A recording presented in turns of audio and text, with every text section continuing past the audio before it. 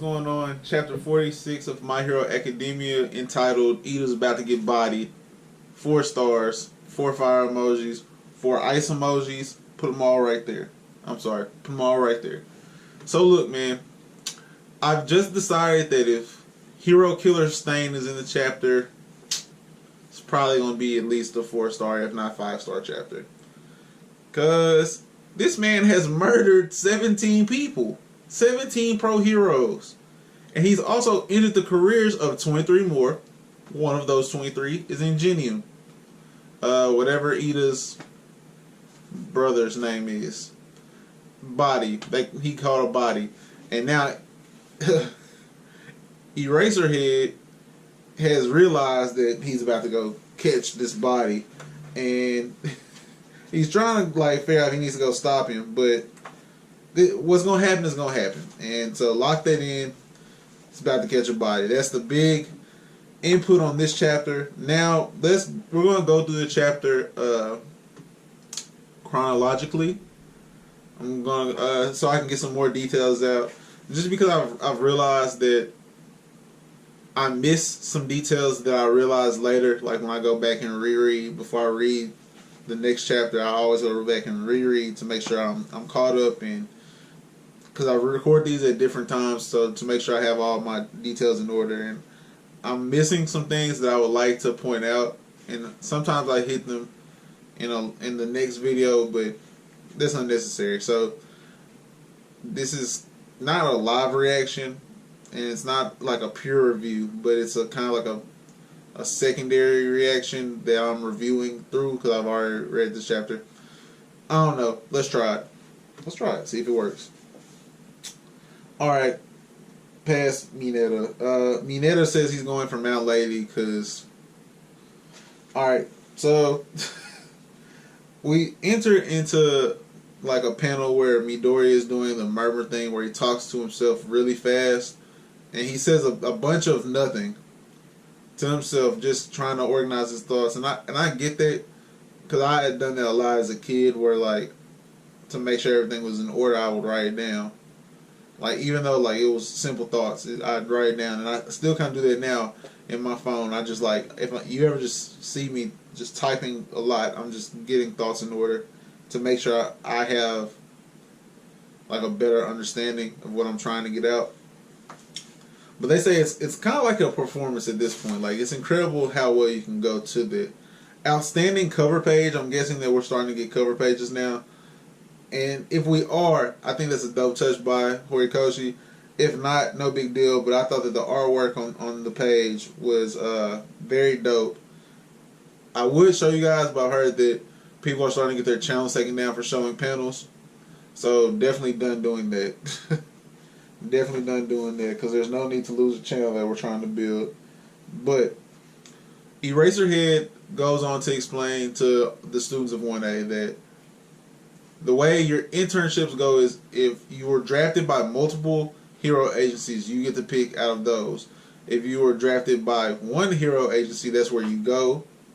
And then if you were drafted by 0 hero agencies, here's a list that will take you like kind of like a walk-on. So it's kind of like if you have multiple options to choose from, you pick. But if there's only one option for you to pick, you have to pick that. And then if you have 0 options, like here's the consolation prize. And so after explaining that, he explains how there are different heroes that are in different situations that you might be able to take different experiences from than you might have wanted to earlier, where some people who are very combat driven might be drawn to get even better at that, or they might want to join up with a hero like 13 who's more driven towards rescue and disaster relief. While 13 can get down, we've seen him in combat before, but that's definitely not what he does well. That's not his specialty.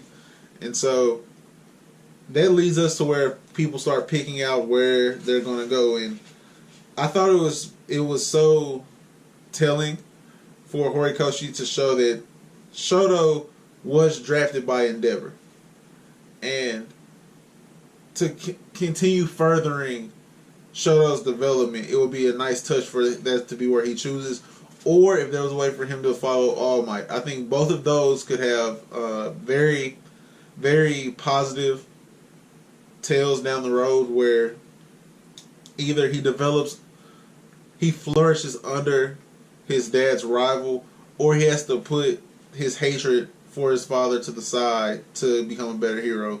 Either one of those can develop him a lot further, especially with him being so ice dominant in combat and his dad being pure hellfire. His hell flame quirk, he could speed Shoto's use of fire up tremendously.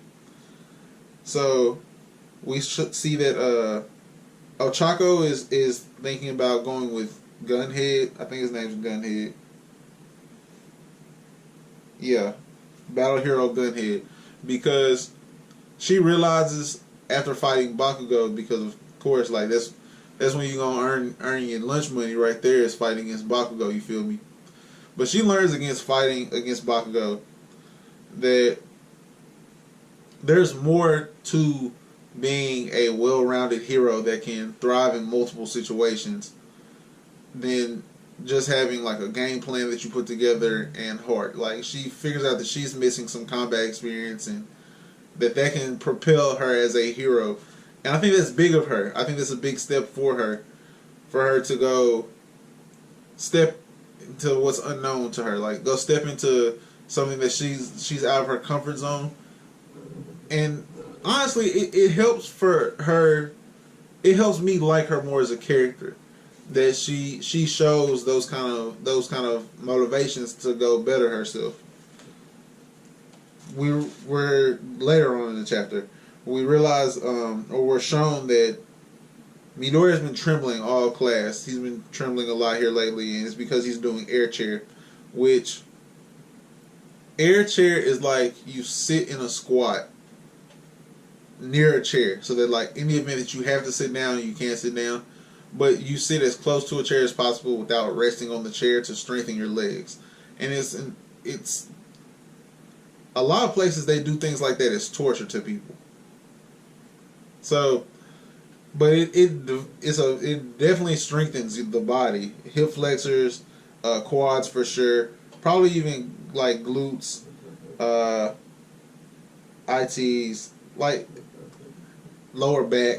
All of that gets strengthened from stuff like this. Like, everyone's like, man, that's such an old school training technique, and like you're really crazy for doing stuff like this. But it shows his drive to get better. But Tokoyami has this this thing in the middle of all this. All these people talking, and Bakugo's irritated, and Midoriya is just thinking to himself how he's gotta get stronger. And Tokoyami being so chill, he's just like, chase two hares and you'll never catch one. And he says it's so smooth, bro. He's so laid back. He says it's so smooth. But he's talking about Ida fighting against his will to be a hero versus the revengeful path, because those two paths are not the same road. There's a split in the road and you gotta pick one. And Tokoyami is saying you can't go down the middle. All Might shows up and tells Midoriya that he was drafted by his former instructor, who was his homeroom teacher for a year, but he's trembling. And I thought that was an outstanding touch by Horikoshi. A large part of the 4 fire emojis was that All Might, who always criticizes, and jokingly most of the time, criticizes Midoriya for how he mutters to himself and how he kind of gets nervous. All Might gets nervous around this teacher. And we see at the end, like, this joking old man who's like this Alzheimer's old man turn on and really get serious. Now, I like that Eraserhead kind of picked up on Ida's intentions to go after Stain, and Stain's in the chapter. Bro, I just know that if you're out there killing pro heroes, you're real. You're real. His design's real. This man has multiple weapons. Real. He doesn't have a nose. That's kind of against him. But, like, this man caught a body on Ida's brother. And this is a person that has turbo. Like, he has the engine quirk. So he's should be physically outmatched, but that didn't matter. I'm interested to see what Stain's quirk is, bro. Like, I feel like it's gonna be dope. They have this one where they tell Ida, like, that, you know, you can lay some of your burden on us. We're your friends, and you can trust us with some of what's weighing you down. And he lets him know, like, sure, you know, I'm all good, but you know how you can tell, like, your real friends when something's going wrong with them, even when they don't say something's wrong, and they're putting on the front for everyone else, even your family members, for sure, you can do that. But with your really good friends, that's all that was. And Ida's definitely burdened by what's going on with his role model not being able to do what he loves anymore versus the pressure to be in Genium one day and to carry that mantle on. And it's a lot weighing on Ida, for sure. Midoriya pulls up to Gran Torino's house, and he sees him laying on the floor, and he thinks to himself, like, this old man's dead. And he goes on to tell him, like, man, I don't have time to play with you because, respectfully, sir, I need to go develop my skills to be able to replace All Might one day because his time's limited and you really can't help me. And just like that, all in anime, in shonen period, old dudes can get down. Old dudes can get down. Master Roshi, Jiraiya, Third Hokage, old dudes can get down. And I got more, but no need, just know old dudes can get down. So Gran Torino pulls up on the scene and I said, put on your costume, show me your powers. Like, we not here to play. Chapter ends, man. I love to see, like, what was going on with All Might and how he had that moment where he trembled in the presence of his former teacher. And he says his name is Toshinori. I thought it was dope, bro. I thought this was a very good chapter. I'm intrigued more so to see what's going on with Ida. We're getting a path for Ida, and we're getting to see a development in Izuku, and we saw like a positive step for Ochako. I want to know where Bakugo is going to go train at, because I wanted him to go with Endeavor. Personally, I want Endeavor to have Bakugo, and I want All Might to have Shoto, because I think that will create more of a rivalry between them, where like a more natural rivalry, because they're already gunning for the top spot. But like to have that relationship between them where you train with my dad, and my dad's mad because I trained against his rival, but I don't really think they're rivals. I feel like All Might has a pretty good gap on number one, but I think that would be a dope storyline to follow. If you like this video, please give it a like. There's way more content coming, so subscribe to the channel.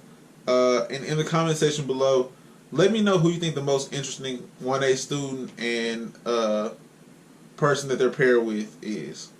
Have a great rest of your day, guys. Peace.